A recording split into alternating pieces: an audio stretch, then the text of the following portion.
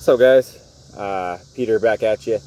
I kind of spoke a little bit on He-Man, Master of the Universe Revolution, whichever it is, here this last week. And, I just want to kind of, as a kid of the 80s and 90s, just, and really enjoying new things that are coming out and paying attention to, are these made for the fans? I mean, you heard my reaction last time about just He-Man was not made. I don't think it was made for the fans. I might be wrong. I might see season 2 might have He-Man in it. I don't know. But, Skeletor and He-Man were gone. This was not about He-Man. And that bummed me out. Don't give me a show that I think is going to be about He-Man and not have He-Man in it. There was a blip here and a blip there, but all in all, he wasn't in it. And neither was Skeletor. They both basically died in the first episode. And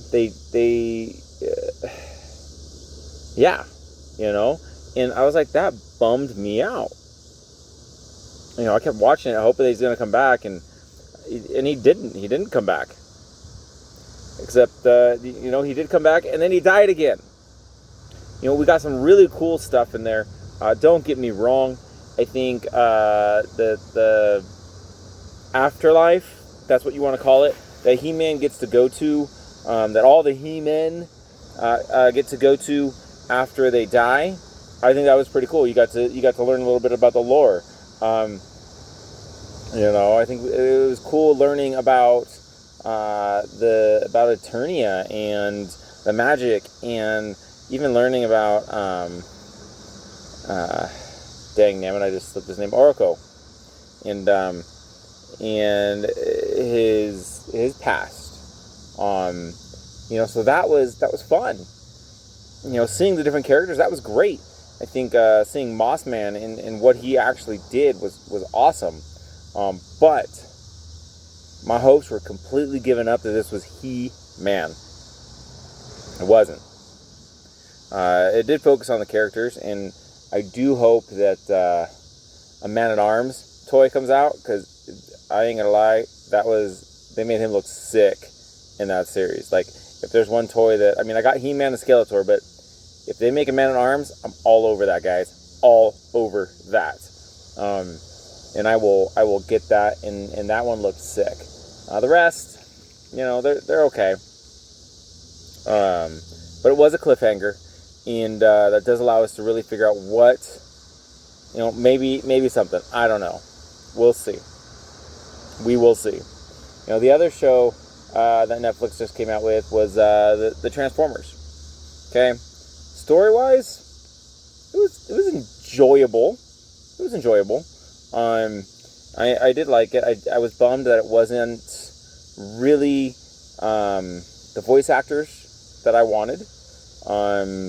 Optimus Prime talked like this. It was like Captain James T. Kirk of the Enterprise, but of the Ark. And I was just like, dude, like the voice actors they got for that. I'm sorry, guys. I know that wasn't your fault. Great voice actors. They did good, but it wasn't my childhood. It was very slow, and from what I'm understanding, that really probably wasn't the voice actors as much as the not the voice producer, the voice director. It was the voice director, from what I'm understanding and kind of researching right now, guys. So if there was a way to kind of speed that up a little bit, not too bad.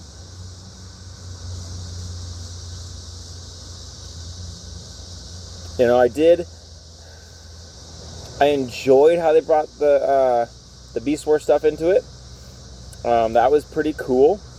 I was bummed. I felt like the Earthrise, the second, the Earthrise was the second one. I love the first one, took place on Cybertron. That was cool. The second one, I thought that they would have their Earth modes. I'm not gonna lie, that's what the toys showed us, right? The toys showed us Earth modes. And they never changed their modes, guys. That bummed me out. beyond anything else. I was like, man, I wanted to see these Earth modes from the toys into the show, and they really weren't there. By the time they got to Earth, the only Earth they went to was Earth in the past, and it was with the Beast Wars guys. And I was a little bummed out. I'm not gonna lie, guys. I think that they could have done a better job and brought more Beast Wars characters into it. The Predacons were just lacking. I mean, we really had only 3 Predacons in the series. We had Black Arachnia, we had Dinobot, and we had Megatron. And I ain't gonna lie, guys, I mean, come on. Like, oh, sorry, don't get me wrong, we had Scorponok, but it really wasn't Scorponok. He was just like the fodder guy. You know, there was no character to him. He was like, oh, look, here's like 200 Scorponoks in one scene. And you're like, oh, okay, so it's like, you know, the camera guy's like reflector for the first series, for what was it, War for Cybertron that they did.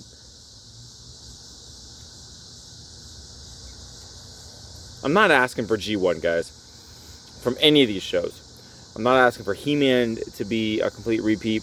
I'm not asking for Transformers to be a complete repeat of what I grew up with. I ain't gonna lie. You know, what I grew up with was what I grew up with. I've gone back and rewatched them, and I love them for what they were. But guys, you try to rewatch these things, and you're just like, damn, they they weren't as good as we thought. Really, I'm just saying that right now. The other one that I've been working on getting through is Voltron. It's a lot more enjoyable than the other two. They've done a lot with it, and I mean, Voltron got what, 5 seasons, guys? 7 seasons, something like that. So the character development in that was so much better. And I think really the thing that I'm noticing is this one wasn't done by the toy company. Okay, this one was done for a good series. They did some things where you're like, okay, that was interesting. You know, made Pidge a girl. That was an interesting twist. But the idea of Voltron was there. You know, and it wasn't bad. It was a good one. I think I missed the blockiness of Voltron. I'm not gonna lie, I do like the blocky Voltron more than this curved guy that they made. I'm looking for that pop right now. I found the new one, and I was like, I'd really rather have the old one. So there was that, but that one, all in all, they're defending the universe. That's what they did. They did a great job of going through and doing all this for the series, and that was fun to see. You know, Ninja Turtles, I didn't watch this new one Nickelodeon did. You guys would have to let me know how that one was. I was rewatching the one before it when I had Hulu. I got rid of Hulu. And that one, I think they did a really good job. They brought a ton of stuff in it from the comics. I know that they did a lot of character development in that series, but that's done by Nickelodeon. That's a big name series. Oh, look, guys, I'm getting drowned out here by a truck. Someone's garbage truck day. What are you gonna do about it? You know, being a child of the 80s and 90s, it's so crazy to see that all they do is they keep bringing them back, whether it's for our kids or the nostalgia of us. But, dudes, really, if you're gonna make it for the fans, make it for the fans. That we're not gonna complain and be mad about it. I know so many people who were just excited for the Transformers series, and because it was going to be more towards, I mean, they killed people, that was cool, but really it didn't feel like it was made for me. There was just something missing, you know, guys. He-Man definitely didn't feel like it was made for me. It made like it was a quick grab. You know, I did pick up the toys. I got He-Man and Skeletor, and like I said, I will get Man-at-Arms if they have him, because that guy looked sick in the series. When he shows up, that was a nice scene. Triclops might be pretty cool to get. I did like what they did with him. That made me laugh. But again, there was development on the characters, but no He-Man, and that bummed me out. So guys, let me know what you think. Let me know what you thought of the series. Let me know how you felt. Like, I know that all of us felt a little bummed about He-Man. Let me know what you thought of Transformers. Let me know what you thought of anything that they brought back.